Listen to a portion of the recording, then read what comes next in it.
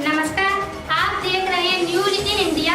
News 18 India में आपका स्वागत है। मैं हूं आपके साथ सरफरोज। आइए नजर डालते हैं आज की कुछ खास खबरों पर। प्रदेश के टॉप 10 अपराधियों की सूची में शामिल कुख्यात अपराधी ध्रुव कुमार उर्फ कुंटू सिंह की एक और संपत्ति को पुलिस ने बुधवार को कुर्क कर लिया। जीयरपुर कोतवाली क्षेत्र में छपरा सुल्तानपुर निवासी ध्रुव कुमार कुख्यात अपराधी है। पूर्व विधायक सर्वेश सिंह सीपू की हत्या के बाद ये चर्चा में आ गया था। इसके बाद ही इस पर गैंगस्टर के तहत मुकदमा पंजीकृत करके पुलिस ने कार्रवाई शुरू की। मार्च 2020 में तत्कालीन जिलाधिकारी एनपी सिंह के निर्देश पर इसकी 7 करोड़ की संपत्ति जब्त की गई। इसके बाद ये सिलसिला लगातार चलता रहा।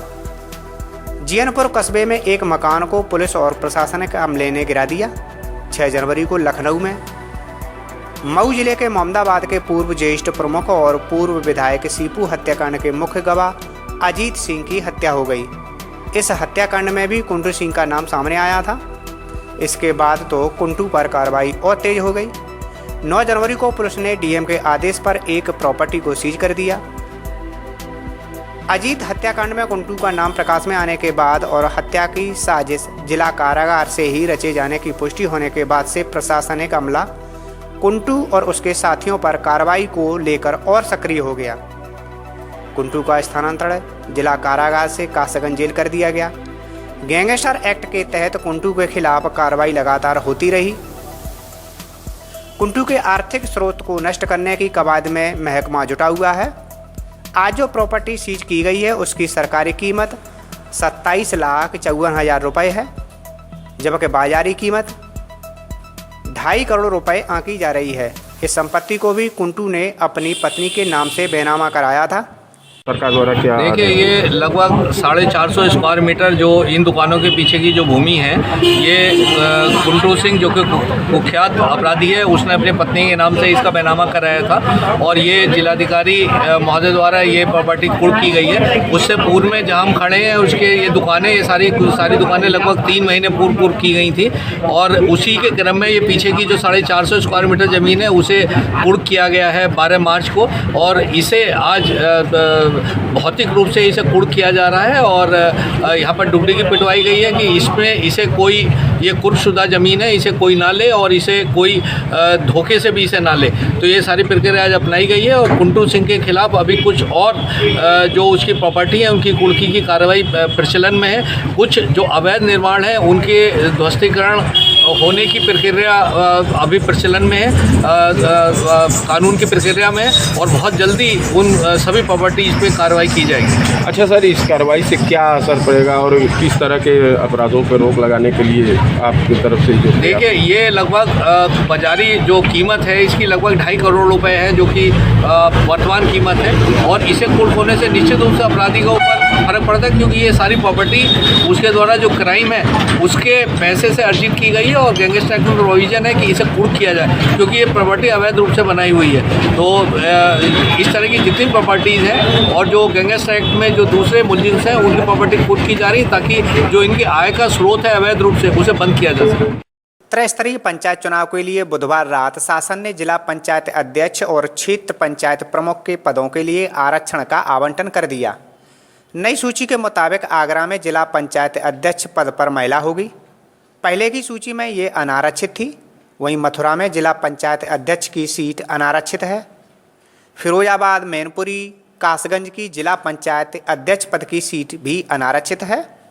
एटा में ये सीट अन्य पिछड़ा वर्ग महिला के लिए आरक्षित की गई है। 2015 को आधार मानते हुए आरक्षण तय किए जाने के कारण अब ग्राम प्रधान और बीडीसी सदस्यों का आरक्षण बदल जाएगा। आगरा में जिला पंचायत अध्यक्ष की कुर्सी पर तीसरी बार महिला बैठेगी।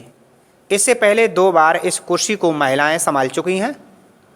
वर्ष 2015 पंचायत चुनाव में पिछड़ा वर्ग महिला आरक्षण की स्थिति में सपा से कुशल यादव अध्यक्ष चुनी गई थीं। इसके बाद भाजपा सरकार आने पर 2018 में अविश्वास प्रस्ताव पर 52 में से 36 सदस्यों के मत प्राप्त करके भाजपा से राकेश बघेल जीत गए थे। अब एक बार फिर जिला पंचायत अध्यक्ष पद महिला के पास होगा। वहीं मथुरा को पूर्व की तरह ही जिला पंचायत अध्यक्ष पद के लिए अनारक्षित रखा गया है। क्षेत्र पंचायत पदों के लिए मथुरा के 10 ब्लॉकों में अनुसूचित जाति, पिछड़ी जाति और महिलाओं के पदों पर भी आरक्षण संबंधी निर्देश जारी कर दिए गए हैं। शासन के इस निर्देश के बाद पूर्व में किए गए आरक्षण निर्धारण में बदलाव होगा। जिला पंचायत अधिकारी प्रीतम सिंह ने बताया कि नए आरक्षण की घोषणा से प्रधान, बीडीसी, जिला पंचायत सदस्य पद पर भी नए सिरे से आरक्षण तय करना होगा।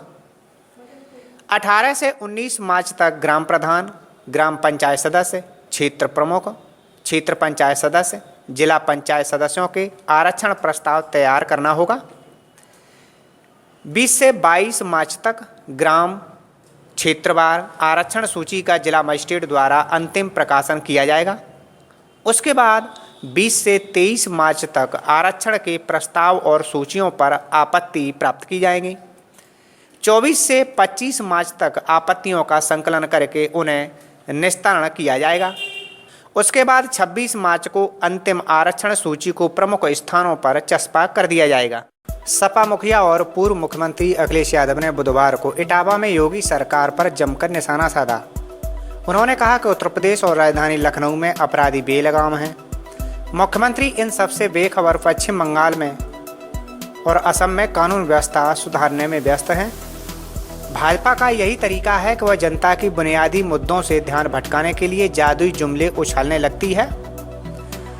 अखिलेश यादव ने कमिश्नर प्रणाली लागू कर कानून व्यवस्था दुरुस्त करने का भाजपा सरकार का दावा हास्यास्पद बताया और कहा कि कानून व्यवस्था में सुधार वैसे ही होगा जैसे ताली और थाली बजाकर कोरोना से निपटा गया था। उनके साथ सपा जिलाध्यक्ष गोपाल यादव, पूर्व चेयरमैन समेत कई सपा नेता मौजूद थे।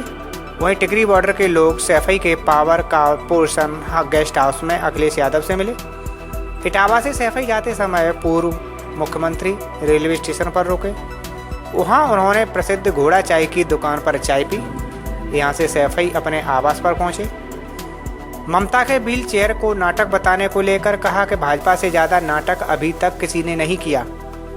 इटावा के हमारे शेर ले जाकर अपनी शान बढ़ा रहे हैं। जनता झूठों को 2022 के चुनावों में सबक सिखाएगी। पंचायत चुनाव के आरक्षण को लेकर कहा कि प्रदेश सरकार चाहती है कि चुनाव न हो। उत्तर प्रदेश में सच दिखाने वालों के खिलाफ ठोको नीति चल रही है। जो सच दिखाएगा वो ठोका जाएगा। जहाँ तक पश्चिम बंगाल के चुनाव का सवाल है, मैं देख रहा हूँ कि उत्तर प्रदेश के मुख्यमंत्री जी उत्तर प्रदेश को छोड़ करके और पश्चिम बंगाल में ज़्यादा ध्यान दे रहे हैं और यहाँ तक कह रहे हैं कि वो उत्तर प्रदेश की उस धरती से आए हैं जो भगवान राम, भगवान श्री कृष्ण की धरती है। मैं उन्हीं से जानना चाहता हूँ कि जिस उत्तर प्रदेश की जनता ने उन्हें इतना बहुमत दिया है, आज उत्तर प्रदेश की जनता महंगाई से क्यों परेशान है? आज उत्तर प्रदेश की जनता को डीजल, पेट्रोल क्यों महंगा खरीदना पड़ रहा है? उत्तर प्रदेश की जनता को और ख़ासकर गरीब जनता को उज्ज्वला क्यों महंगी खरीदनी पड़ रही है? बिजली क्यों महंगी मिल रही है? आज जो कानून व्यवस्था की हालत है, शायद देश में सबसे ख़राब कानून व्यवस्था की अगर कहीं हालात हैं तो उत्तर प्रदेश में है। और जितना भी विकास समाजवादी सरकार में शुरू हुआ था, उस सारे काम को रोक दिया। और आपसे बेहतर कोई नहीं जानता है। ये जितने हमारे पत्रकार साथी खड़े हैं, ये सब जानते हैं। मैं आपसे जानना चाहता हूँ, मैं इटावा में हूँ आज और आप सब इटावा के रहने वाले हैं। इटावा में भारतीय जनता पार्टी की सरकार ने क्या एक काम दिया है, बता दो हमें।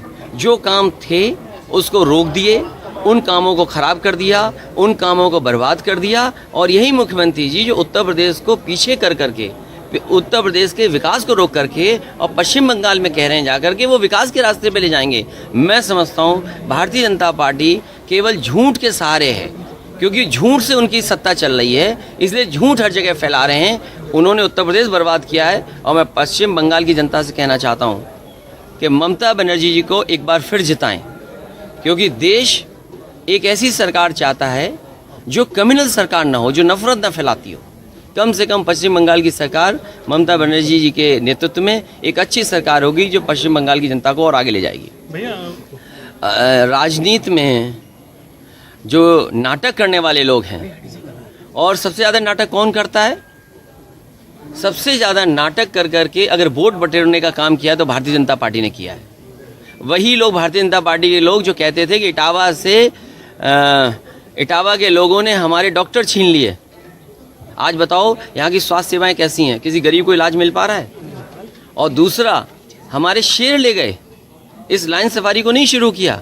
आपको दुख होना चाहिए जितने इटावा वासी लोग हैं या आसपास के मध्य प्रदेश के लोग हैं या जो टूरिज़्म को समझते हैं, उत्तर प्रदेश को बर्बाद कर करके यहाँ के शेर ले जा करके अपनी शान बढ़ा रहे हैं। लेकिन उनका कहना ये है, ज़्यादा सच्चाई कौन जानता होगा कि 4 साल गुजर गए, अभी तक लाइन सफारी नहीं शुरू हुई। अच्छा, पंचायत चुनाव अब जो है सर पे है, मुझे खुशी है कि हाईकोर्ट ने सरकार का प्रस्ताव ठुकरा दिया और नए सिरे से आरक्षण लागू करने का कहा है। लेकिन मुझे कहीं ना कहीं साजिश नज़र आती है। मुझे उम्मीद है कि न्यायालय उस तरफ भी ध्यान देगा जो साजिश चल रही है कि चुनाव ना हो। उत्तर प्रदेश के गौतम बुद्ध नगर में कोरोना महामारी और आने वाले त्योहारों को देखते हुए कमिश्नरेट पुलिस ने जनपद में 30 अप्रैल तक धारा 144 लागू कर दी है। बुधवार देर रात को अपर पुलिस उपायुक्त कानून व्यवस्था आशुतोष द्विवेदी ने यह आदेश जारी किया है। अपर पुलिस उपायुक्त आशुतोष त्रिवेदी ने बताया कि कोविड-19 के कारण फैल रही महामारी को आपदा घोषित किया गया है। मार्च और अप्रैल महीने में होलिका दहन, शब-ए बारात, गुड फ्राइडे, महर्षि कश्यप जयंती, नवरात्रि, डॉक्टर भीमराव अंबेडकर जयंती से लेकर रमजान महीने की शुरुआत भी होगी। इस कारण धारा 144 जनपद में लगाया गया है। 30 अप्रैल तक बिना सक्षम अधिकारी की अनुमति के अनशन और धरना प्रदर्शन पर रोक लगा दी गई है। कोई भी व्यक्ति बिना अनुमति के किसी प्रकार का जुलूस नहीं निकालेगा और न ही चक्का जाम करेगा। जनपद में कोई भी शख्स लाठी डंडे आग्नेयास्त्र लेकर नहीं चलेगा। केवल पुलिस और प्रशासनिक कार्य में कार्यरत अधिकारी और कर्मचारी इस प्रतिबंध से मुक्त रहेंगे। शादी और बारात में शस्त्र प्रदर्शन और हर्ष फायरिंग नहीं की जाएगी। कोई भी व्यक्ति सार्वजनिक स्थल पर शराब या मादक पदार्थ का सेवन नहीं करेगा। कोविड-19 महामारी की रोकथाम के संबंध में भीड़-भाड़ वाले स्थानों, शॉपिंग मॉल्स, पूजा स्थल पर प्रत्येक व्यक्ति उचित दूरी बनाए रखेगा और मास्क का प्रयोग करेगा। इसका उल्लंघन करने वालों के खिलाफ कार्रवाई की जाएगी। इसके चलते माननीय मुख्य सचिव महोदय द्वारा 15 तारीख को एक निर्देश जारी किया गया है कि जो भी केंद्र सरकार की SOPs हैं इनको रोकने के लिए उसका अनुपालन किया जाए। दूसरा, हाल में ही कई त्यौहार आ रहे हैं, होली है, शब बारात है, रमज़ान है, रामनवमी है, गुड फ्राइडे है। इन सबको भी लेके कहीं कोई समस्या ना उत्पन्न हो सके या असामाजिक तत्व ऐसा कोई कार्य ना करें जिससे समरसता प्रभावित हो। इन दोनों चीज़ों को लेते हुए धारा 144 लागू की गई है जो 30 अप्रैल 2021 तक लागू रहेगी। तो लोगों से क्या अपील करेंगे? लोगों से अपील करेंगे कि सोशल डिस्टेंसिंग का, मास्क का ज़रूर पालन करें, अनावश्यक रूप से भीड़ भाड़ वाले स्थानों पर ना रहें और वो सारे एहतियात बरतें जिससे भी कोरोना का दोबारा यहाँ पर प्रचार प्रसार ना हो पाए। तो जो कानून का उल्लंघन करेंगे उस पर किस तरह की कार्रवाई की जाएगी? उनके विरुद्ध धारा 188 IPC में अभियोग दर्ज होता है, उन पर कार्रवाई की जाती है जो भी ये हमारा निषेधाज्ञा है उसका अनुपालन न। केंद्रीय सड़क परिवहन और राजमार्ग मंत्री नितिन गडकरी ने संसद में बड़ा ऐलान किया। उन्होंने कहा कि 1 साल के भीतर देश में सभी टोल बूथ हटा दिए जाएंगे। लोकसभा में एक सवाल का जवाब देते हुए गडकरी ने कहा कि सड़कों पर बिना रोक टोक के अब वाहन चलेंगे और टैक्स कलेक्शन को GPS बेस्ड बनाया जाएगा। नितिन गडकरी ने कहा कि मैं सदन को आश्वस्त करता हूं कि 1 साल के अंदर सारे टोल हटा दिए जाएंगे, लेकिन इसका अर्थ ये है कि टोल नहीं रहेंगे, लेकिन आपको GPS के आधार पर टैक्स देना होगा। सड़क पर कैमरा रहेगा और वह GPS इमेज कैच करेगा। जहां से आप जाओगे और जहां निकलोगे उतना ही पैसा आपका कटेगा। ना टोल होगा, ना कोई रोकेगा और 1 साल के अंदर हम लोग ये पूरा काम कर लेंगे।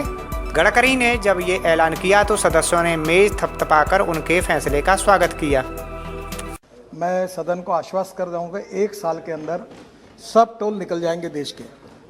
पर उसका अर्थ ये है कि टोल नहीं रहेंगे पर आपको GPS पे हमारे केवल रोड के एंट्री पर कैमरा रहेगा, GPS पर आपका इमेज कैच करेगा और जहाँ से जाओगे वहाँ और जहाँ से निकलोगे वहाँ उतना ही पैसा आपसे कटेगा। ना टोल होगा, ना रोकेगा कोई, ना कुछ होगा और ये 1 साल के अंदर हम लोग पूरा करेंगे। 4 राज्यों और 1 केंद्र शासित प्रदेश में आगामी विधानसभा चुनाव के लिए राजनीतिक पार्टियों का प्रचार अभियान तेज गति पर है। सभी दलों के स्टार प्रचारक मतदाताओं को लुभाने में कोई कोर कसर नहीं छोड़ रहे हैं। इसी क्रम में प्रधानमंत्री नरेंद्र मोदी ने आज पश्चिम बंगाल के पुरुलिया में चुनावी रैली को संबोधित किया। नरेंद्र मोदी ने राज्य की बदहाली के लिए तृणमूल सरकार को जिम्मेदार ठहराया। पीएम मोदी ने ममता सरकार पर उसी की भाषा में जवाब दिया। उन्होंने ममता सरकार पर निशाना साधते हुए कहा कि दीदी बोले खेला होबे, भाजपा बोले विकास होबे, दीदी बोले खेला होबे, सोनार बांग्ला होबे। दीदी अपनी खींच मुझ पर निकाल रही है। वो क्या क्या नहीं कह रहे। वो भाजपा के कार्यकर्ताओं पर भी भड़की हुई है। लेकिन हमारे लिए तो देश की करोड़ों बेटियों की तरह दीदी भी भारत की एक बेटी है, जिनका सम्मान हमारे संस्कारों में रचा बसा। और इसलिए जब दीदी को चोट लगी तो हमें भी चिंता हुई। मेरी भगवान से प्रार्थना है कि उनके पैरों की चोट जल्द से जल्द ठीक हो। भगवान के प्रार्थना कोरी आपनी शीघ्र ही सुस्थो हो उठे। साथियों, पश्चिम बंगाल तभी प्रगति कर सकता है जब विकास प्रक्रिया में सभी साझेदार एक साथ आ सके। लेकिन दलित दीदी ने बंगाल के दलितों, पिछड़ों, आदिवासियों, वनवासियों को कभी अपना साझेदार माना ही नहीं। बीते 10 सालों में कट, कमीशन और तोलाबाजी कल्चर का सबसे बड़ा नुकसान बंगाल के गरीब, बंगाल के दलित, बंगाल के वंचित, बंगाल के आदिवासी को ही हुआ है। यहां जो लाखों गरीबों को पक्के घर मिल रहे हैं, उसमें भी टीएमसी के तोलाबाज हर कदम पर अड़ंगा लगाते हैं। केंद्र से गरीब के लिए सस्ता चावल भेजा जाता है, उसको भी टीएमसी के तोलाबाज नहीं छोड़ते। बीते साल कोरोना के समय जब महीनों तक मुफ्त चावल और दाल का प्रबंध किया गया, तो दीदी के तोलाबाजों ने उसमें भी घोटाला कर दिया। त्रैस्तरीय पंचायत चुनाव लड़ने वाले प्रत्याशियों के लिए आयोग ने चुनावी खर्च की सीमा तय कर दी है। ग्राम प्रधान और क्षेत्र पंचायत सदस्य यानी कि बीडीसी चुनाव लड़ने वाले अधिकतम 75,000 रुपये ही खर्च कर पाएंगे। वहीं जिला पंचायत सदस्य के लिए 1.5 लाख और ग्राम पंचायत सदस्य के लिए खर्च की सीमा 10,000 रुपये रखी गई है। पंचायत चुनाव में ग्राम प्रधान, बीडीसी और जिला पंचायत सदस्य के लिए खूब पैसा बहाया जाता है। जीतकर आए सदस्यों के माध्यम से जिला पंचायत अध्यक्ष और ब्लॉक प्रमुख का चुनाव होता है। इसमें भी काफ़ी पैसा खर्च होता है। ग्राम प्रधान, बीडीसी और जिला पंचायत सदस्य का चुनाव लड़ने की तैयारी कर रहे सूरमा अभी से अपने पक्ष में माहौल बनाने में जुटे हैं। आरक्षण को लेकर जो असमंजस में हैं, उन्हें छोड़कर अन्य सभी ने मतदाताओं को रिझाने के प्रयास शुरू कर दिए हैं। इसके लिए दावत का दौर शुरू हो गया है। चुनाव से पहले होली का त्यौहार है। मतदाताओं को रिझाने के लिए दावेदार तैयारी कर चुके हैं। इसमें भी खूब पैसा खर्च होगा।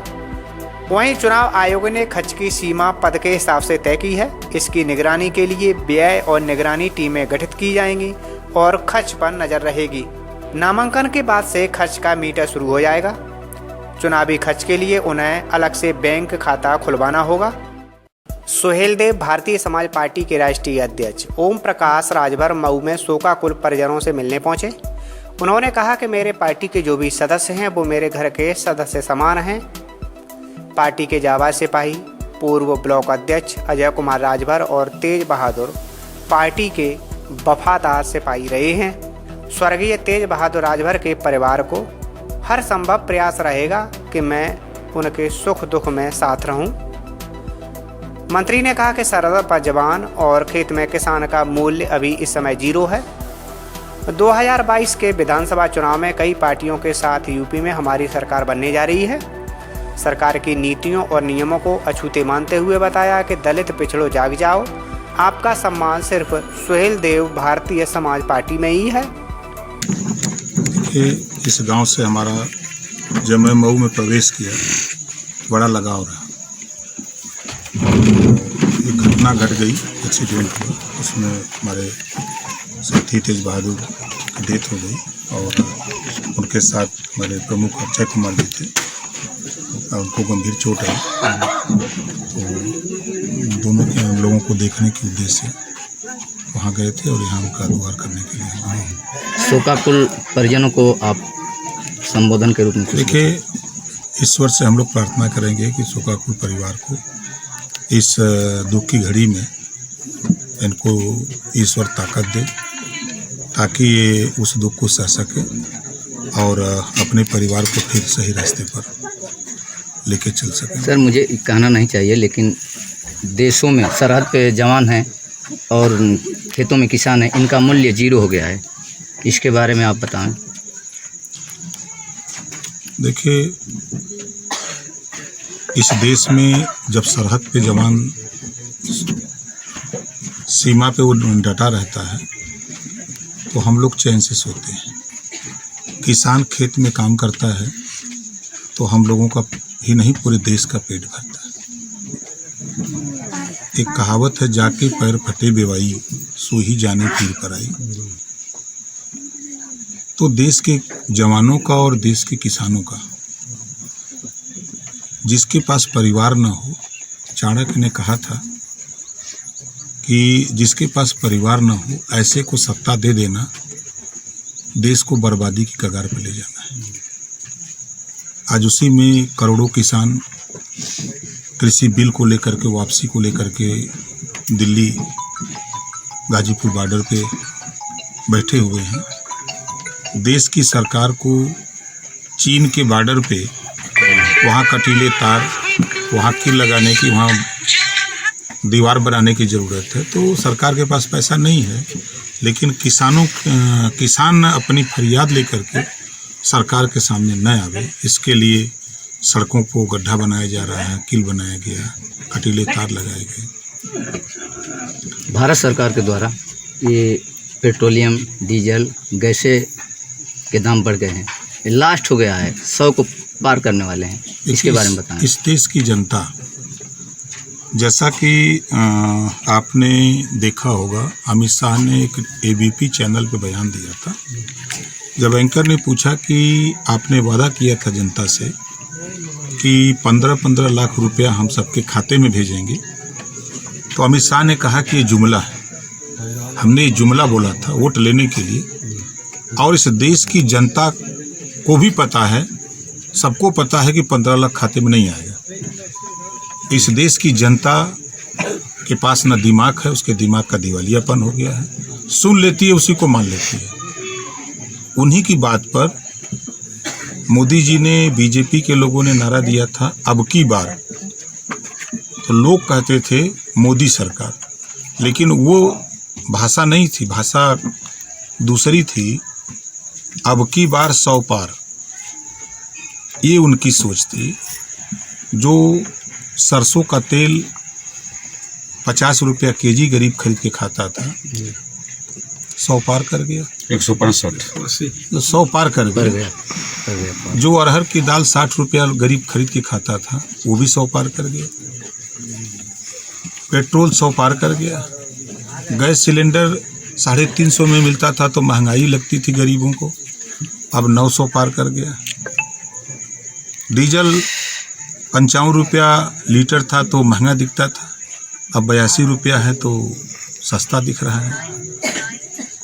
15 साल लगातार देश की जनता ने भ्रम में, भुलावे में डाल करके जो गरीबों का वोट दिल्ली और लखनऊ बैठे हुए लोगों ने लिया है, उनको गरीबों को क्या चाहिए इससे ज्ञान नहीं है। गरीब को रोटी, कपड़ा, मकान, शिक्षा और दवाई, ये गरीब को चाहिए। देश समाज तभी तरक्की करेगा जब शिक्षित होगा। एक भी डिबेट 7 साल में हमने देखा केंद्र की सरकार और 4 साल प्रदेश की सरकार, एक भी डिबेट शिक्षा के सवाल पे, महंगाई के सवाल पे, भाईचारा के सवाल पे, बेरोजगारी के सवाल पे एक भी डिबेट ना तो दिल्ली सरकार को धुन आ रही है, ख्याल आ रहा है, ना तो प्रदेश सरकार। बस एक चीज याद आ रहा है कि इन लोगों को हिंदू बनाओ। एक हिंदू का प्लेटफार्म तैयार कर लिया है। सब लोग अपने को हिंदू मानते हैं, मुसलमान से लड़ाने की बात करते हैं। तो लोगों को लगता है कि मुसलमान देश से चला जाएगा। 7 साल दिल्ली में सरकार, 4 साल यूपी में सरकार, एक भी मुसलमान नहीं निकाला। उल्टे क्या किया, गरीब कमजोर लोगों को तो हिंदू की बात करता है। लेकिन ये बीजेपी जब कश्मीर में सरकार बनानी होती है तो महबूबा मुफ्ती से समझौता करके कश्मीर में सरकार बनाते हैं और चलाते हैं। सर मुझे कहना नहीं चाहिए, ये शोका कुल का स्थिति जो आपने पूछा है सवाल हुआ नहीं, मेरे कहने का मतलब दूसरा है। अब ये माहौल चल रहा है त्रिस्तरीय चुनाव का, और आने वाला 2022 में आपका क्या स्थिति रहेगा, कैसे चुनाव लड़ाएंगे? कि हम लोगों ने एक मोर्चा बनाया है। बाबू सिंह कुशवाहा, कृष्णा पटेल, असदुद्दीन ओवैसी, प्रेमचंद प्रजापति, बाबू रामपाल, रामसागर बिंद, रामकंठ कश्यप, अनिल चौहान, राजकुमार सैनी, ओम प्रकाश राजभर, ये 10 लोगों के अलग अलग पार्टियां हैं सबकी। सभी लोगों ने मिलकर के भागीदारी संकल्प मोर्चा बनाया है और भागीदारी संकल्प मोर्चा पंचायत चुनाव मिलके लड़ेगा। एक पार्टी चुनाव लड़ेगी, 9 पार्टी के लोग समर्थन में रहेंगे। ये 22 का भी चुनाव ये मोर्चा मिलके लड़ेगा। हमारी जो विचारधारा है, हम स्नातकोत्तर तक मुफ्त, अनिवार्य और समान शिक्षा प्रदेश में चाहते हैं। घरेलू बिजली का बिल 5 साल हम सरकार बना के माफ़ करना चाहते हैं। सामाजिक न्याय समिति की रिपोर्ट जो आज निषाद बिंद, कीवट मल्ला, राजभर चौहान, पाल प्रजापति, तमाम जो लोग आरक्षण की बात करते हैं, तो उनके लिए सामाजिक न्याय समिति की रिपोर्ट सरकार में रह करके हमने बनवाई थी। राघवेंद्र सिंह, पूर्व रिटायर्ड जज हाई कोर्ट के नेतृत्व में कमेटी बनी। पिछड़ी जाति के 27% आरक्षण को बंटवारा कर दिया, 7, 9, 11, जिसका जितना हिस्सा उतना बांट दिया। वो रिपोर्ट तैयार है, लेकिन ये सरकार लागू नहीं कर रही है। वो रिपोर्ट लागू हो जाए, आज लागू हो जाए तो 5 साल के अंदर आपके मऊ जनपद में नाई का, गोंड का, पाल का, प्रजापति का, बिंद का, केवट का, मल्ला का, राजभर का, बारी का, बियार का, बंजारा का, बहेलिया का बेटा सिपाही, दरोगा, बाबू, चपरासी, स्टोनो पेशकार दिखाई देने लगेगा। उसको हम लागू करना चाहते हैं। हम प्रदेश में भाईचारा चाहते हैं। अभी जहां हम लोग आए हैं, अभी कुछ साथियों ने बताया, मैं जब सत्ता में गया तो मुझे मालूम था, चूँकि मैं धरातल पे घूमता हूँ, तो कैबिनेट में मैंने बहस किया था कि बाप के नाम ज़मीन है, एक्सीडेंट हो जाता है, बेटे की माँ का एक्सीडेंट हो जाता है, तो वो भी किसान का बेटा है, तो उसके साथ अन्याय होता है। तो कैबिनेट से पास कराया था कि परिवार का कोई भी व्यक्ति अगर दुर्घटना में वो उसकी डेथ होती है तो उसको 5 लाख किसान बीमा मिलेगा।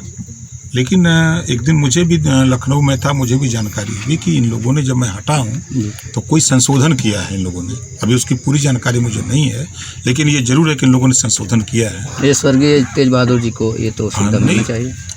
हमारा तात्पर्य करने का कि जो इन्होंने बिल पास किया है हमारे हटने के बाद, किसान अगर मान लीजिए उसके नाम ज़मीन है, बाप के नाम ज़मीन है, बेटे के नाम नहीं है, दुर्भाग्य से बेटे का एक्सीडेंट हो गया, पत्नी का एक्सीडेंट हो गया, परिवार के किसी का हो गया, तो वो सुविधा पूरे परिवार को मिलना चाहिए, मकसद कहने का तात्पर्य। लेकिन इस सरकार की जो नीयत है, पॉलिसी है, इनसे इससे मतलब नहीं है। इनसे सिर्फ एक मतलब है कि अगर यहाँ सरसों का तेल 100 पार हो गया है तो जिम्मेदार नेहरू को बताएंगे, या तो पाकिस्तान, या तो मुसलमान को दोषी बताएंगे।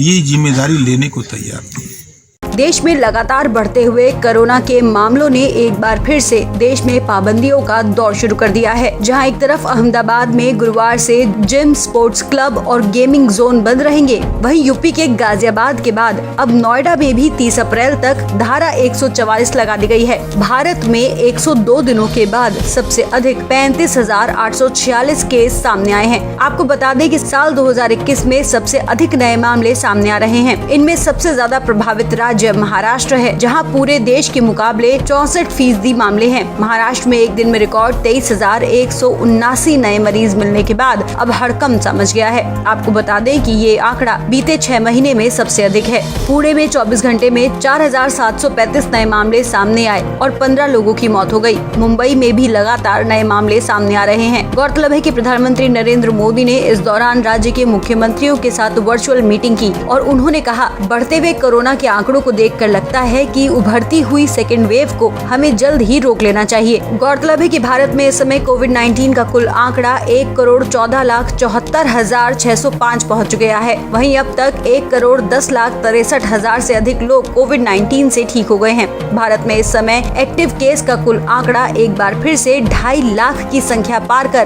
2,52,364 पर पहुंच गया है। भारत में कोविड-19 से हुई मौतों का कुल आंकड़ा अब 1,59,216 पहुंच गया है। गौरतलब है कि भारत में इस समय कोविड-19 वैक्सीनेशन का आंकड़ा 3,71,00,000 के पार पहुंच चुका है। वहीं दूसरी तरफ शासन प्रशासन एक बार फिर से लोगों से लापरवाही न बरतने, मास्क पहनने और सोशल डिस्टेंसिंग का पालन करने की अपील करता है। रात्रि में 10 बजे के बाद कोई घूमता नहीं मिलेगा। ये आप लोग जो बैठे हैं दुकानों के बाहर, कृपया करके अपने अपने वाहन लेकर गंतव्य को जाएं। आज भारत में 96% से ज्यादा केसेस रिकवर हो चुके हैं। फैटेलिटी रेट में भी भारत दुनिया के उन देशों की लिस्ट में है जहां ये रेट सबसे कम है। देश और दुनिया में कोरोना की स्थिति को सामने रखते हुए जो प्रेजेंटेशन यहां दिया गया, उससे भी कई अहम पहलू हमारे सामने आए हैं। दुनिया के अधिकांश कोरोना प्रभावित देश ऐसे हैं जिन्हें कोरोना की कई वेव्स का सामना करना पड़ा है। हमारे देश में भी कुछ राज्यों में केसेस कम होने के बाद अचानक से वृद्धि होने लगी है। आप सभी इन पर ध्यान दे रहे हैं, लेकिन फिर भी कुछ राज्यों का उल्लेख हुआ है, जैसे महाराष्ट्र है, पंजाब है, और आप मुख्यमंत्रियों ने भी चिंता व्यक्त की है, सिर्फ मैं कह रहा हूं ऐसा नहीं है। और विशेष चिंता की आप कर भी रहे हैं और करने की जरूरत भी है। हम ये भी देख रहे हैं कि महाराष्ट्र और एमपी में टेस्ट पॉजिटिविटी रेट बहुत ज्यादा है और केसों की संख्या भी बढ़ रही है, बहुत आ रहे हैं। इस बारे में कई ऐसे इलाकों, ऐसे जिलों में भी ये वृद्धि देखने को मिल रही है जो अभी तक खुद को बचाए हुए थे, सेफ जोन थे एक प्रकार से। अब वहां पर हमें कुछ चीजें नजर आ रही हैं।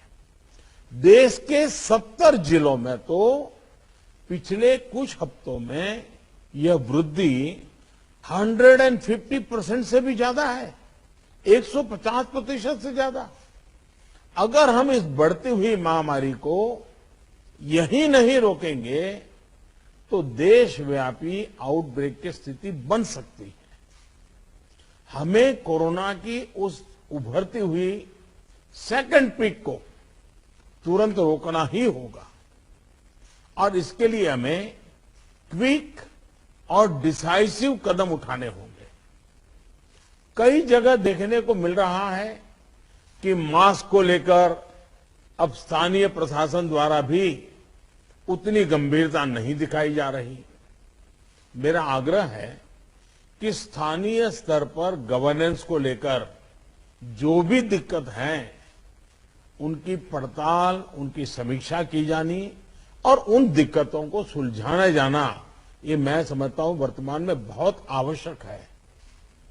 ये मंथन का विषय है कि आखिर कुछ क्षेत्रों में ही टेस्टिंग कम क्यों हो रही है, क्यों ऐसे ही क्षेत्रों में टीकाकरण भी कम हो रहा है। मैं समझता हूं कि ये गुड गवर्नेंस की परीक्षा का भी समय है। कोरोना की लड़ाई में हम आज जहां तक पहुंचे हैं उसमें और उससे जो आत्मविश्वास आया है, ये आत्मविश्वास, हमारा कॉन्फिडेंस ओवर कॉन्फिडेंस भी नहीं हो जाना चाहिए। हमारी ये सफलता लापरवाही में भी नहीं बदलनी चाहिए। हमें जनता को पैनिक मोड में भी नहीं लाना है। एक भय का साम्राज्य फैल जाए, ये भी स्थिति नहीं लानी है। और कुछ सावधानियां बरत करके, कुछ इनिशिएटिव लेकर के हमें जनता को परेशानी से मुक्ति भी दिलानी है। अपने प्रयासों में हमें अपने पुराने अनुभवों को शामिल करके रणनीति बनानी होगी। हर राज्य के अपने अपने प्रयोग हैं, अच्छे प्रयोग हैं, अच्छे इनिशिएटिव हैं। कई राज्य दूसरे राज्यों से नए नए प्रयोग सीख भी रहे हैं। पश्चिम बंगाल विधानसभा चुनाव के लिए बीजेपी उम्मीदवारों की घोषणा होते ही कोलकाता में भाजपा कार्यालय के बाहर भाजपा समर्थकों ने प्रदर्शन करना शुरू कर दिया है। कोलकाता में जमीनी स्तर के नेताओं और उनके समर्थकों के बीच असंतोष गहरा हो गया है। जिले में बीजेपी नेताओं में टिकट बंटवारे को लेकर पार्टी के अंदर नए बनाम पुराने और जमीनी बनाम हवाई की जंग छिड़ गई है। वहीं टिकट बंटवारे को लेकर पार्टी समर्थक का कहना है कि हमारी मांग है कि हमारे ट्रेड यूनियन के प्रदेश अध्यक्ष और हमारे नेता बब्बन घोष को कहीं से भी टिकट मिले। आगे एक और नेता कार्यकर्ता विद्या देवी ने कहा, जब टीएमसी अपने लोकल लीडर को टिकट दे रही है तो बीजेपी को भी जमीन से जुड़े कार्यकर्ताओं को टिकट देना चाहिए। हम सभी का एक ही बस मुद्दा है कि हमारा जो प्रदेश अध्यक्ष है बब्बन घोष जी, वो नेशनल टीम के भी मेंबर हैं और बहुत ही मेहनत से पूरे पश्चिम बंगाल में भारतीय जनता मजदूर ट्रेड यूनियन का दामन को मजबूत किए हैं, श्रमिक लोग को मजबूत किए हैं। और हमारा बस एक ही चीज का डिमांड है, दो लिस्ट निकल चुका है, तीसरा भी घोषणा होने का बाकी है। आज दिल्ली में इसके लिए तैयारी चल रही है। तो मेरा जो नेतृत्व है, मेरा जो नेता है बब्बन घोष जी, उनको टिकट मिलना चाहिए। नहीं तो रास्ते में हम लोग उतरेंगे, पूरा श्रमिक उतरेगा। और ये तो सिर्फ वेस्टिंग, ये हम लोग उच्च नेतृत्व को वहाँ पे बात पहुँचाने के लिए बस हम लोग कुछ लोग आए हैं। मेरा नेता को टिकट मिलना चाहिए, नहीं तो आगामी दिन में पूरा पश्चिम बंगाल में श्रमिक रास्ते पे उतरेगी। आज उच्च नेतृत्व दिल्ली में है और टिकट किसको क्या डिसीजन वो लोग ले रहे। अभी तक तो डिसीजन में दादा का नाम नहीं आया, बब्बन घोष जी का नाम नहीं आया। तो उम्मीद हम यही करते हैं कि ये जो लिस्ट निकलने वाली है, कहीं से भी, हम लोग कलकत्ता पोर्ट भी खाली है, बहुत सारे जगह खाली है, कहीं से भी बब्बन दा का नाम आना चाहिए, नहीं तो पार्टी का तो नुकसान है। देखिए इसका बात अभी जो ज्वाइनिंग का बात कर रहे हैं ना, ऐसा बहुत सारे लोग जो टीएमसी के हैं वो लाइन में लगे हुए ज्वाइन करने के लिए। मगर उस टाइम में, जिस टाइम में बब्बन घोष जी ज्वाइन किए थे, मुकुल राय भी ज्वाइन नहीं किए थे। उस टाइम में बब्बन घोष जी 20,000 लोगों के साथ, कैलाश विजयवर्गीय के नेतृत्व में, दिलीप दा के नेतृत्व में और बहुत सारे केंद्रीय नेता थे, उनके नेतृत्व में 20,000 लोगों के साथ ममता बनर्जी के घर के पास, उस टाइम भाजपा का नाम लेने से लोग डरते थे, 20,000 लोगों के साथ बब्बन घोष जी ज्वाइन किए। अब तक एक श्रमिक संगठन का 20 लाख से भी ज्यादा संगठन बना चुके हैं बब्बन घोष जी। तो जब सभी मोर्चा को टिकट दिया जा रहा, तो हमारे ट्रेड यूनियन का कम से कम एक प्रदेश अध्यक्ष को तो मिलना चाहिए। पश्चिम बंगाल विधानसभा चुनाव को लेकर सभी पार्टियां जहां अपने कैंडिडेट्स को मैदान में उतारने में लगी हैं, वहीं बीजेपी के लिए राज्य में जगह जगह पार्टी समर्थकों के इस तरह के प्रदर्शन से निपटना किसी चुनौती से कम नहीं होगा। चापदानी में मिल में बहुत जरा भ्रष्टाचार है, लेकिन किसी तरह से भी ढुकने नहीं दे रहे थे। लेकिन मैं वहाँ पर 2 मिल में मैं अपना यूनियन ढुका दी। वहाँ 5,000 आदमी, अभी 8 तारीख को अर्जुन सिंह ने मीटिंग किया, देख के आए हैं, वहाँ पर 5,000 आदमी हुआ था। तो हम लोग का भी डिमांड है कि कम से कम हमारा प्रेसिडेंट बब्बन घोष को भी मिले, और बब्बन घोष के साथ हम लोग भी, मैं भी चापदानी से बीजेपी से मैं भरी हूँ। मैं 28 साल बीजेपी कर रही हूँ, लेकिन आज क्या है कि कोई टीएमसी से आ रहा है, जो आए उन्हें क्यों नहीं अपना डानकुनी से, उनको लोकल आदमी थे वहाँ तो देना चाहिए। आज टीएमसी वाला जब जान गए कि पब्लिक का लोकल कैंडिडेट का डिमांड है, तो आज टीएमसी वाला लोकल वालों को दे दिए हैं। वहाँ लोकल वालों के दिए हैं, पर हमारे बीजेपी क्या किया, फट से डानकुनी से उठाकर दिए हैं। वहाँ लोग पूछ रहे हैं मुझसे, मेरा जितना श्रमिक नेता सब पूछ रहे हैं कि दीदी ये क्या हुआ, ये विधानसभा तो पता नहीं क्या होगा। इस तरह से लोग बात उठा रहे हैं। तो हम लोग का भी डिमांड है बामन घोष से कहीं से भी टिकट मिले। संभल के गांव दीपपुर टांडा में उस समय हड़कंप मच गया जब एक बेकाबू ट्रक एक मकान में जा घुसा। ट्रक के मकान में घुसने से एक व्यक्ति की मौत हो गई। ट्रक अनूपपुर शहर की तरफ से आ रहा था, जबकि इस हादसे में एक व्यक्ति गंभीर रूप से घायल हो गया। ट्रक आ रहा था अनूपपुर की तरफ से हाई स्पीड में, लापरवाही चला रहा था, वो लापरवाही से चला रहा था। इसमें ये यहाँ कट्टी भर रहा था ट्रैक्टर के बराबर में, घर में खड़ा था ट्रैक्टर, और अंदर जाके इसने घुस के मारा है। हाँ, फाटे तोड़ा, पूरा ट्रैक्टर नुकसान कर दिया, दीवार अंदर जाके क्षतिग्रस्त कर दिया पूरा सामान, और वो अंदर खड़ा था अपने घर में। जानबूझ के मारा है, जानबूझ के मारा है। सूचना पर पहुंची पुलिस ने ट्रक और ड्राइवर को अपने कब्जे में ले लिया है और घायल को इलाज के लिए हॉस्पिटल में भर्ती कराया गया है, जहां उसका इलाज जारी है। आज दिनांक को थाना रजपुरा के दीपपुर डांडा गांव में एक ट्रक अनियंत्रित होकर एक घर में घुस गया, जिसमें घर में रह रहे रामचरण सनाफ बुरे, जिनकी उम्र 35 साल है, मौके पर मृत्यु हो गई। नरेंद्र सनाफ नरेश निवासी चमनपुरा घायल हो गए। पुलिस को सूचना दी गई, मौके पर पुलिस पहुंची, ट्रक और ड्राइवर को कब्जे में लेकर थाने लाई। घायल को अस्पताल हेतु उपचार हेतु अस्पताल रेफर किया गया। शेष विधिक कार्रवाई की जा रही है। अब शाही स्नान पर पुलिसकर्मी साइकिल से अपने ड्यूटी स्थल पर पहुंचेंगे। हर की पेड़ी समेत अन्य जगह इसका इस्तेमाल किया गया। 100 पुलिसकर्मियों को साइकिल दी जाएगी। इससे पहले दिन 23 पुलिसकर्मियों को साइकिल दी गई है। उधर बुधवार को आईजी मेला संजय गुंजाइल समेत कई अन्य IPS अधिकारियों ने साइकिल चलाकर लोगों को पर्यावरण के प्रति जागरूक किया। हरिद्वार के रोड़ी बेला क्षेत्र में हाथी वाले पुल से लेकर विष्णु घाट तक गंगा किनारे कई नागा साधुओं ने कई सालों से धुनी जला रखी है और वहीं पर अपने तंबू लगाए बैठे हैं, लेकिन कुंभ को देखते हुए उनके तंबुओं को उखाड़ फेंक दिया गया, जिसके विरोध में नागा सन्यासियों ने विरोध प्रदर्शन किया। नागा बाबा शिवराज गिरी ने अपने नागा सन्यासियों के साथ पूरे जोर शोर से नेताओं की तरह भाषण दिए और भ्रष्ट सरकार को चेताया। ये बोला गया कि आप आजीवन यहाँ सेवा करो, पूजा करो, भजन करो, तपस्या करो, आपको कोई डिस्टर्ब नहीं करेगा। लेकिन आए दिन रोज रोज हमारे संत सन्यासी महात्माओं के साथ पुलिस अत्याचार हो रहा है, शासन का अत्याचार हो रहा है। हम लोग गरीब संत महात्मा लोग हैं, हम किसी से कहीं मांगने के लिए नहीं जाते हैं। हमारे पास जो है उसी में जनता का दिया हुआ, उसको हम बना करके अपने धुने पर 4 साधुओं में, 4 गरीबों में वितरण करते हैं, पूजा पाठ करते हैं, भजन करते हैं। सुबह 4-5 बजे हम उठ करके स्नान करते हैं और एक छोटा सा पन्नी डाल करके यहाँ भजन करते हैं। लेकिन रोज रोज पुलिस के लोग आते हैं, रोज हमारी पन्नियों को तोड़ते हैं, ब्लेडों से फाड़ते हैं, चाकू से काटते हैं। जिस तरह से रावण के ज़माने में अत्याचार होता था, आज हमारे साधुओं के साथ, हमारे गरीबों के साथ भी अत्याचार किया जा रहा है। ये सहन करने के योग्य नहीं है। ऐसा अगर दोबारा हम लोगों के साथ कोई करता है, निश्चित रूप से हम आंदोलन करेंगे, निश्चित रूप से हम संघर्ष करेंगे। हम अपना अपमान बर्दाश्त नहीं करेंगे। हम चाहते हैं हमारा कुंभ का महापर्व सकुशल संपन्न होवे, हमारे जनता जनार्दन को हम लोगों के तरफ से अच्छा संदेश जावे। लेकिन आए एक दिन पुलिस प्रशासन के लोग, शासन के लोग हम लोगों के साथ अन्याय कर रहे हैं, अत्याचार कर रहे हैं। जैसे तारका किया करती थी, जैसे रावण किया करते थे, ऐसे लोग ये हमारे साथ अत्याचार कर रहे हैं। निश्चित रूप से हम इसका विरोध करेंगे और जरूरत पड़ी तो हम मुख्यमंत्री के यहाँ देहरादून भी जाने का काम करेंगे। आज हम देख रहे हैं अगर सुधार नहीं हुआ गवर्नमेंट में, निश्चित रूप से कल हम कलेक्टर के पास जाएंगे, मेलाधिकारी दीपक रावत के यहाँ जाएंगे और उनकी व्यवस्थाओं का हम जायजा लेंगे। और ऐसी अगर हरकत पुलिस यहाँ करती है, हम पुलिस का बाइकाट करते हैं।